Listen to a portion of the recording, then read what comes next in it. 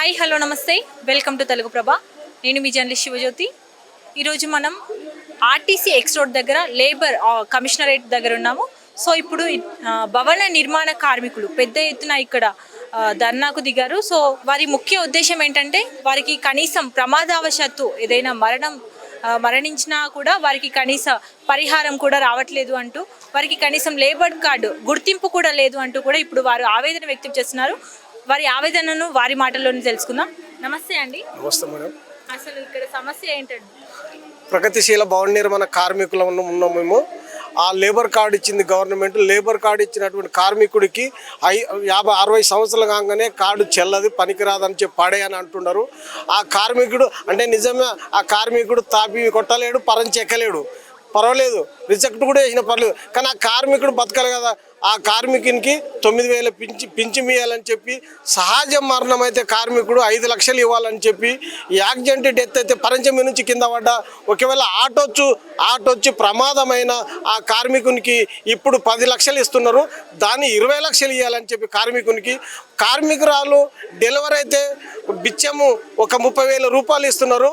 అది అతల గవర్నమెంట్ ఏదైతే 1,116 ఇస్తుందో అదే 1,116 ఈ కార్మికుని కూతురు మ్యారేజ్ చేస్తే ఆ కార్మికులకు ఇవ్వాలని చెప్పి, కార్మికురాలు కూతురు డెలివరీ అయితే 30,000 ఇస్తున్నారు, దాన్ని 1,00,000 రూపాయలు ఇవ్వాలని చెప్పి.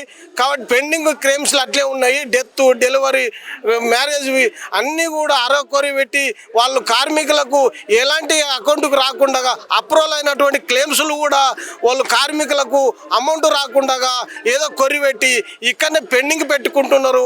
కార్మికులకంతా కూడా మేము ఆ అమౌంట్ ఏదైతే శాంక్షన్ అయిన అమౌంట్ ఉందో ఆ కార్మికులకు అకౌంట్లో వేసి న్యాయం చేయాలని చెప్పి, అట్లా ఈ ప్రైవేటు వ్యవస్థ వచ్చింది.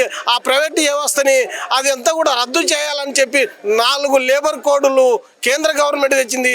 4 లేబర్ కోడులని వెంటనే రద్దు చేయాలని చెప్పి మేము ఇక్కడ హైదరాబాద్లో ఆర్టీసీ క్రాస్ రోడ్డులో ఉన్నటువంటి టంగుటూరు అంజయ్య భవన్కి మేము లేబర్ బోర్డు ఆఫీస్కి వచ్చినాము.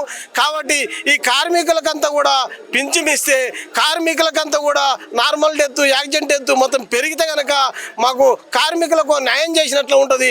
చేయకపోతే మేము ఎంతవరకన్నా మేము పోరాడడానికి సిద్ధంగా ఉన్నామని చెప్పి మాకు ఈ అవకాశం ఇచ్చినందుకు మీ టీవీకి అభినందనలు తెలియజేస్తుంటున్నాను. కార్మికులకు ఒక గుర్తింపు కార్డు ఉంటుందన్న విషయం తెలుసా మీకు? ఉంది, తెలుసు, మేమే ఇప్పించినాం మేడం.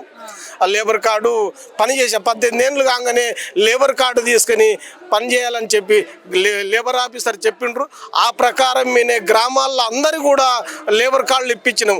లేబర్ కార్డులు వస్తే ఇవన్నీ బెనిఫిట్స్లు ఉంటాయి తీసుకోండి అంటేనే కనుక మేమంతా ఇప్పించినాం. కాబట్టి ఆ ఇప్పించిన వాళ్ళకంతా కూడా ఇప్పటికీ ఎలాంటి ఒకటి చిన్న విషయాలు కూడా వాళ్ళు తప్పు పట్టి ఆ కార్మికులకు న్యాయం చేయకుండా పెండింగ్ పెట్టుకుంటున్నారు. ఆ పెండింగ్ పెట్టకుండా వెంటనే కార్మికులకంతా కూడా యాక్సిడెంట్ డెత్ అయినాయి, నార్మల్ డెత్ అయినాయి, మామూలు వచ్చేటటువంటి నిధులు కూడా వాళ్ళకి రాకుండా ఆఫీసుల్లో పెట్టుకొని ఫైళ్ళు పెండింగ్ 18,000 ఫైళ్ళని పెండింగ్ పెట్టుకున్నారు. వెంటనే దాన్ని పరిష్కారం చేయాలని చెప్పి మేము కోరుతున్నాము.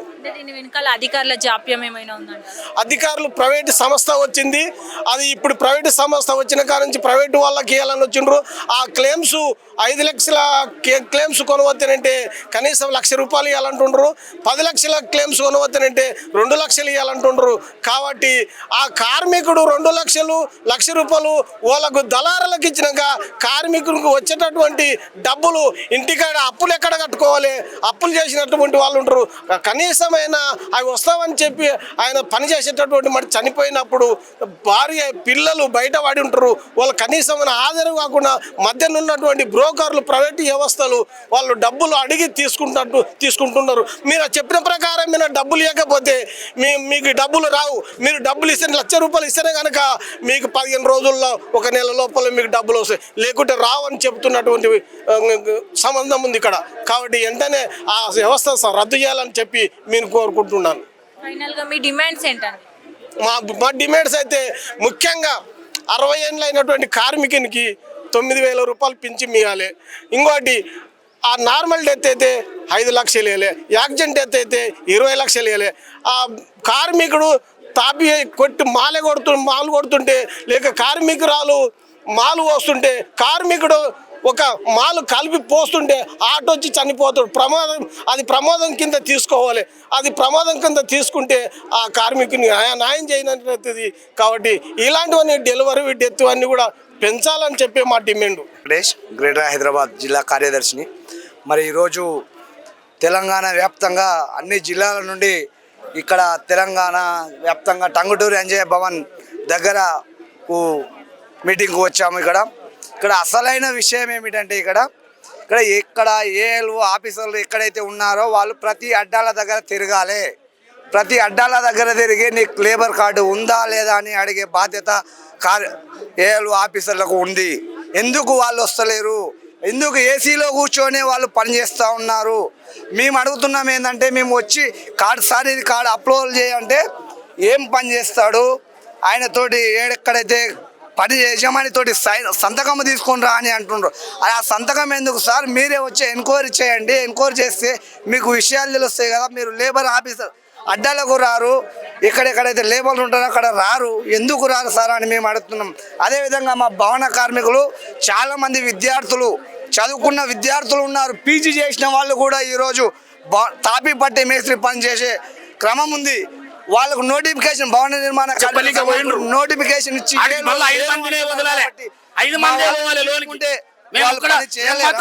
చాలా సార్లు వందల సార్లు మేము మన సమస్యల పరిష్కారం కావాలని కోరుకుని పోయినాము. అప్పుడు 15 మంది 20 మంది కూడా అధికారుల ముందరకు పోయినాము. ఇప్పుడు 5 మంది కంటే ఎక్కువ ఇవ్వడం ఎందుకు గొడవ చేస్తారనే వాళ్ళకి ఏం భయం అంటే పోయినాం కదా సార్ అంటే అప్పుడు ఇంతమంది రాలేదుగా మీరు అంటాడు. అందుకే